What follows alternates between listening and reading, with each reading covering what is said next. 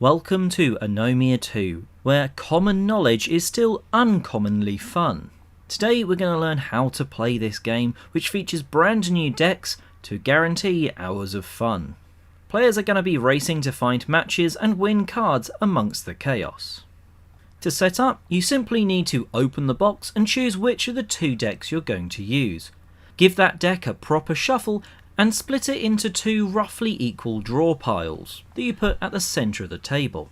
Randomly decide a start player, and then, from that player, each player will start flipping over a card from either of the two draw piles, placing it in front of them face up so everyone can see it. Play continues clockwise until a match is found. A match occurs when two players' cards feature the same symbol. Those two players then compete to be the first to call out a correct example of their opponent's card. As an example, these two cards match the symbol because of the green apple.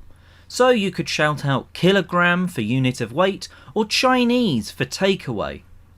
The first person to get a correct answer of a person, place or thing of the opponent's card takes that card and puts it in their scoring pile. Watch out, because when a card is won, it does reveal a card underneath, which could trigger another match and therefore another contest between any two players.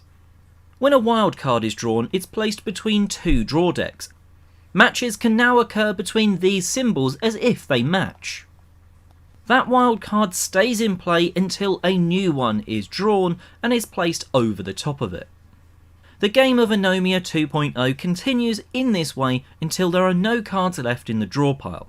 At this point, each player counts up their winning pile, and whoever's the most wins. There's a few little tips and rules that you should be aware of. When flipping cards, you should flip them away from you so you can't peek. If there are any unnoticed matches at the table, you can point them out, though you don't have to. If you want to challenge players around the table a little bit more, why don't you play with no repetition? If there's ever a tie between the two matched players, well, a third player draws a new card, flipping it over, and the first person out of the two initial matches to shout out a correct answer wins the tiebreaker, with that drawn card shuffled back into the deck for later use. There's a slight tweak for a 3-player game. You do need to remove two symbols from the deck, and just make sure you also remove the relevant wild cards.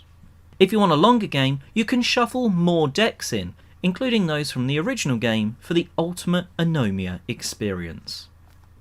And that's how to play Anomia 2.0, where common knowledge is still uncommonly fun.